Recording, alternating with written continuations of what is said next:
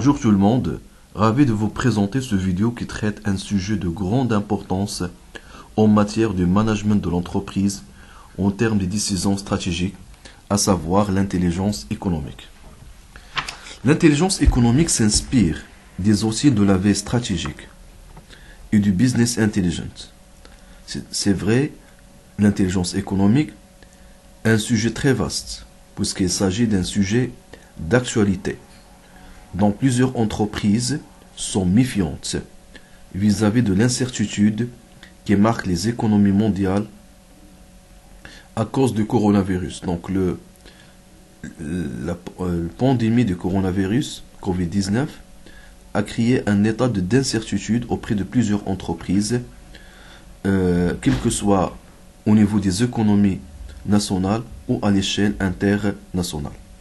Cependant, nous essayons d'éclaircir ce sujet par l'étude des points suivants. Donc, dans un premier temps, nous traitons la relation qui existe entre la stratégie et l'information. Par la suite, la notion de l'intelligence économique, les bases du cycle de l'intelligence économique, le cadre d'application de l'intelligence économique. Donc, dans ce cadre, nous proposons un cadre d'application de l'intelligence économique. Donc, ce cadre n'est pas figé. Le cadre, on peut l'adapter en fonction de la situation de chaque entreprise, en fonction aussi bien du contexte de chaque organisation. La mise en œuvre,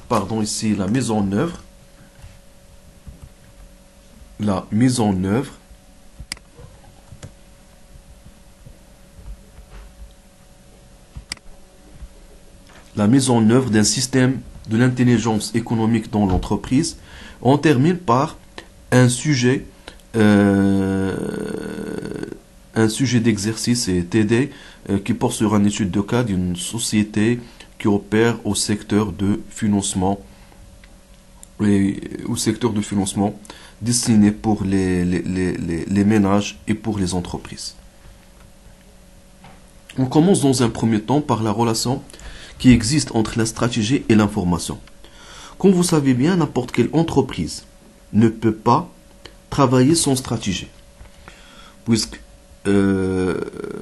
travailler sans stratégie veut dire tout simplement marcher sans boussole, marcher sans feuille de route.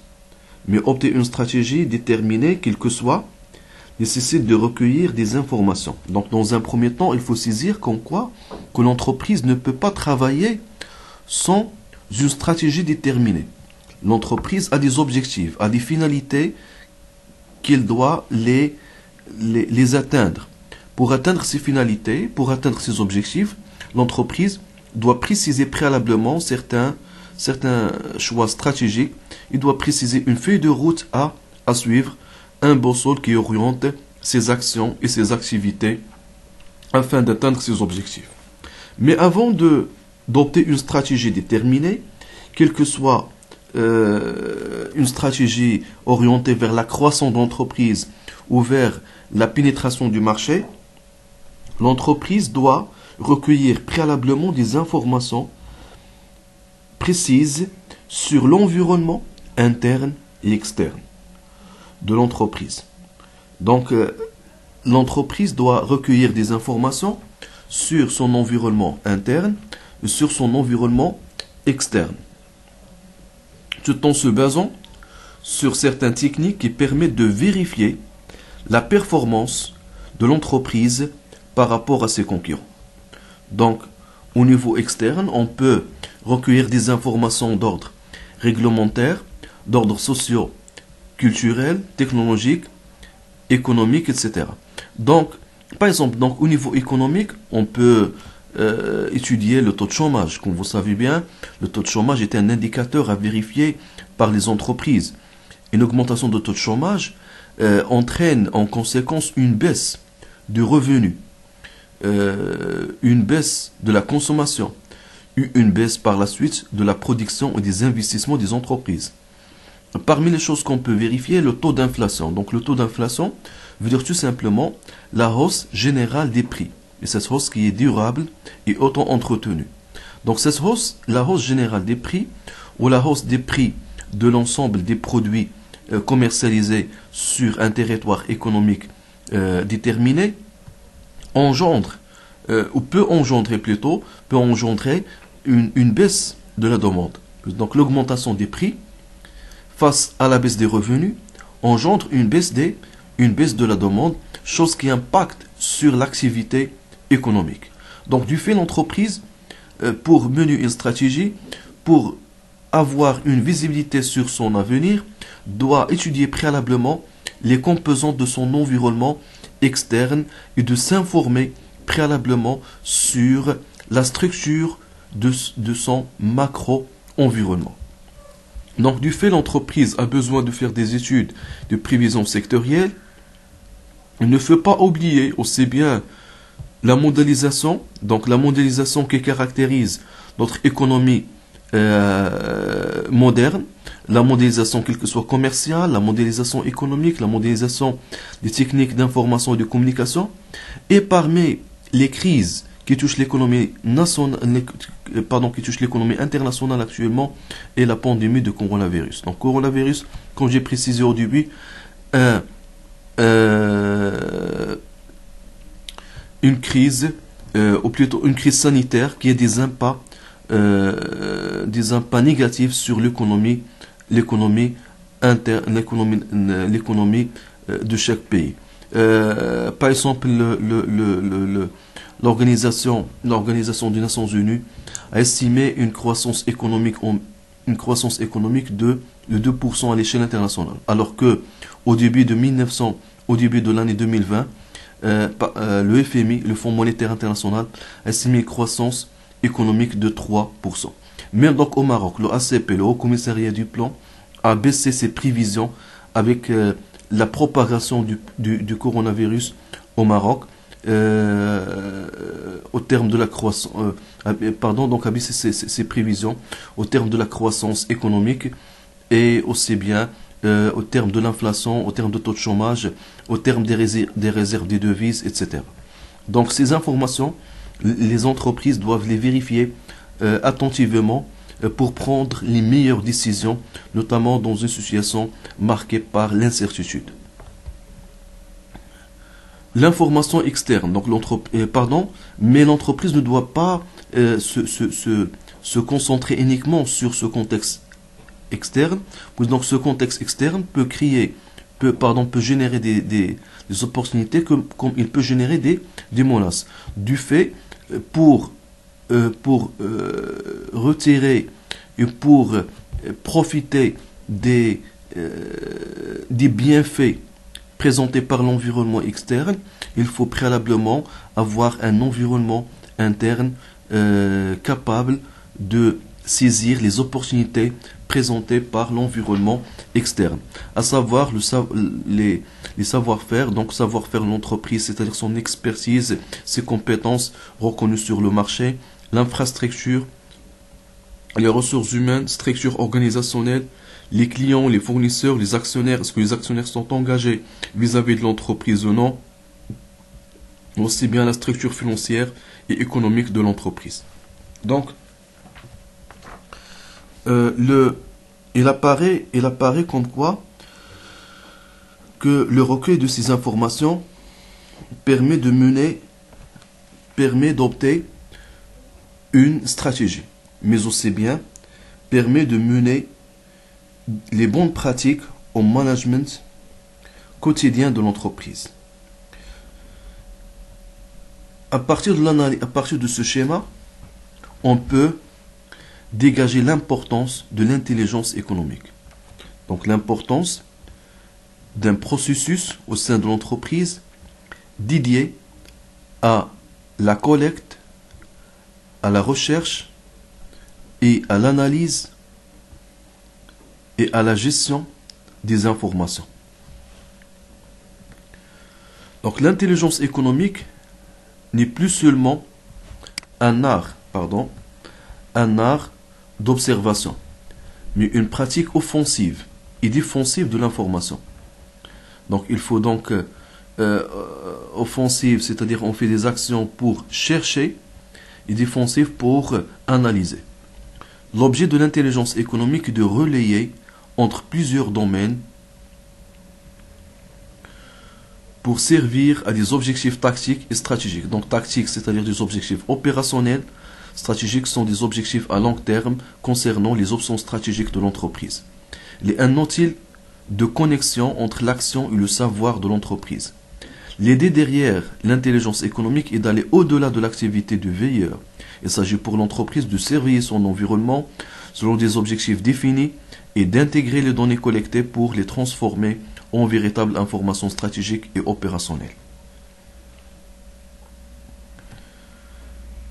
Pour mener une analyse, pour mener un processus d'intelligence économique, je vous propose ce processus qui commence dans un premier temps par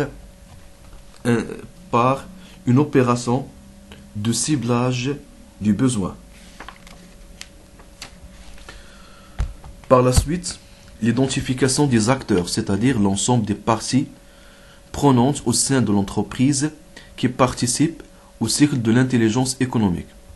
Et on passe vers la récolte, la recherche, une opération de recherche et de collecte des informations afin de les traiter par la suite. Donc l'analyse des données, donc c'est le traitement de l'information et division pour agir. Donc même ce schéma, cycle de renseignement, dans un premier temps, recherche et collecte de l'information, traitement de l'information, expression du besoin, donc par la suite, dans un premier temps, expression du besoin, recherche et collecte de l'information, traitement de l'information et division aux acteurs concernés pour prendre des actions et ainsi de suite toujours. Donc le cycle ne se limite pas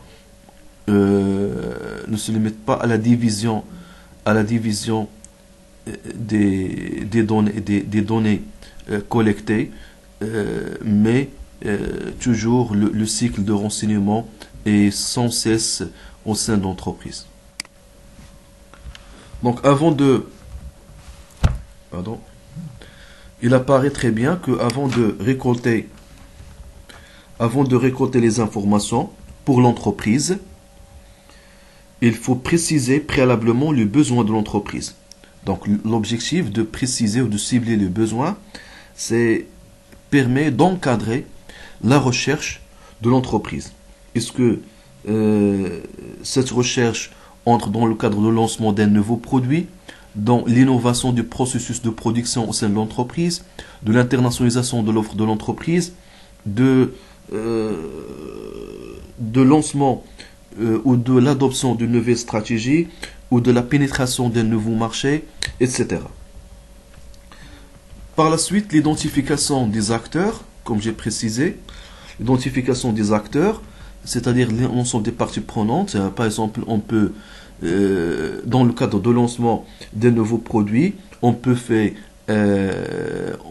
intervenir le responsable marketing, le responsable logistique, le responsable financier, le responsable commercial, etc. D'accord? Donc l'ensemble des acteurs a impliqué dans l'analyse du besoin ciblé et aussi bien dans la précision des informations qu'il faut les collecter.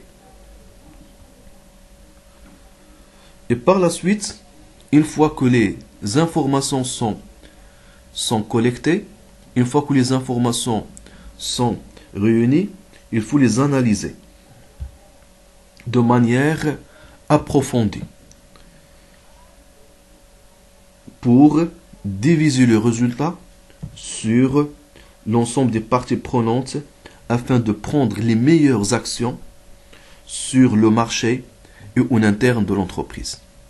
Donc du fait, je vous annonce donc ce paragraphe qui essaie d'expliquer donc le schéma de cycle de renseignement.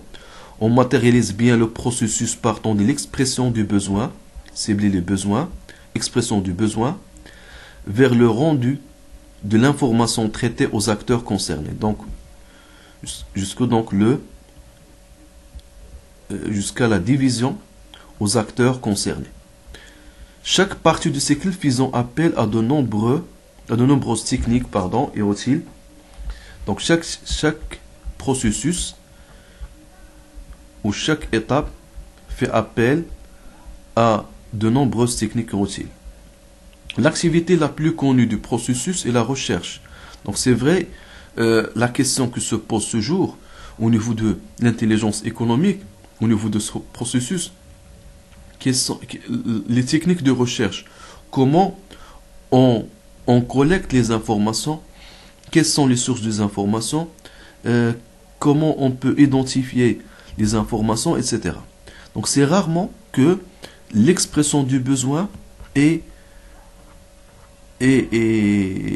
provoquée dans le cadre du cycle de l'intelligence économique. Mais l'expression du besoin présente une importance capitale. En effet, si les besoins en information ne sont pas clairement définis en amont, les recherches apporteront de la matière inutilisable sans valeur ajoutée. Donc si on n'arrive pas à l'identifier et de préciser avec détail ou de manière très détaillée les besoins de l'entreprise, on ne peut pas amener une action de collecte des informations qui permet de réunir pour l'entreprise des informations utiles et des informations performantes et adéquates avec les besoins réels de l'entreprise.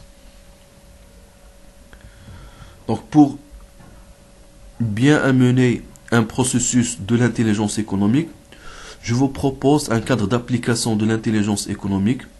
Pour être efficace dans son approche d'intelligence économique, une entreprise doit définir avec précision les objectifs qu'elle tend à atteindre. Pourquoi on met en place un processus d'intelligence économique? S'agit-il d'objectifs stratégiques, soit modernisation, innovation, expansion?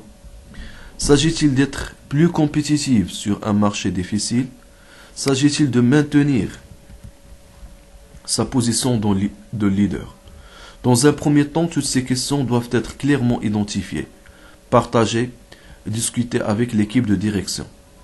Dans une deuxième phase, l'ensemble de ces choix sera expliqué au personnel, de manière simple, comportant les tâches que chacun aura à accomplir. La difficulté réside dans l'élaboration d'un plan de collecte de l'information suffisamment pertinent par rapport aux enjeux de l'entreprise. Il n'y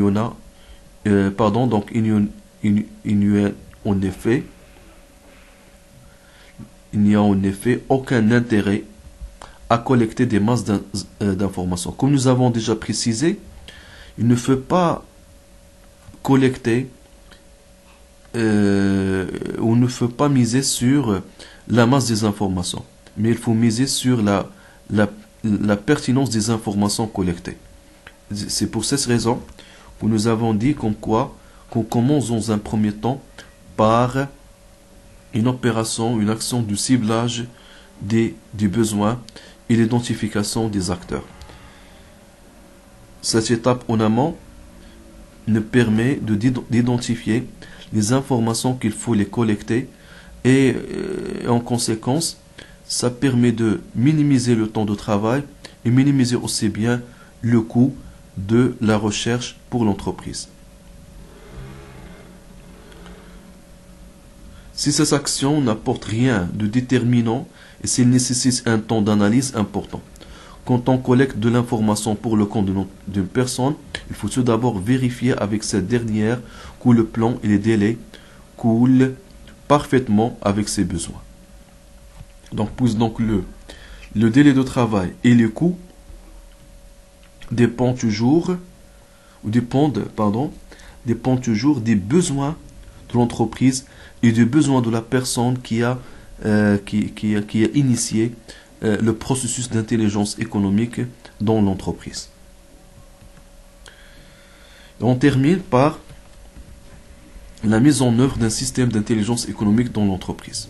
Mettre en place un système d'intelligence économique au sein de l'entreprise peut se faire à plusieurs niveaux et n'exige pas forcément des investissements énormes pour rendre le processus efficace. est donc préférable de l'envisager par phase.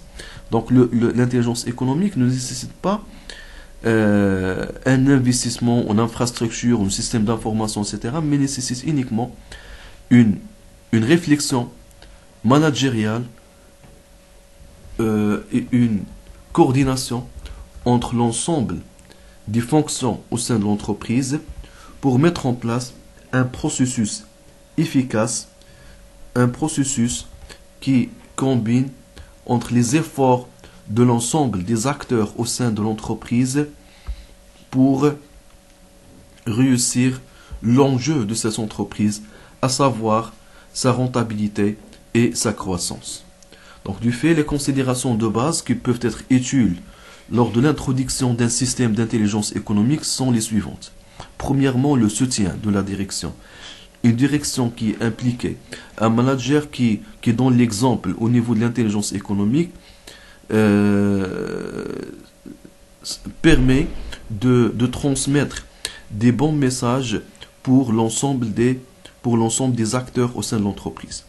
Pour mener un système d'intelligence économique, il faut que les personnels soient formés sur l'importance de cette intelligence économique pour l'entreprise. La formation, on peut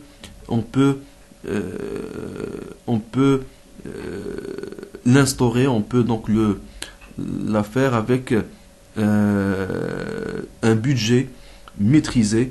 Nous avons actuellement le e-learning, nous avons aussi bien la formation en interne, c'est-à-dire les managers des entreprises qui peuvent assurer des formations pour les autres personnels, ça dans un souci de minimiser le budget de la formation et minimiser le coût d'investissement concernant l'intelligence économique.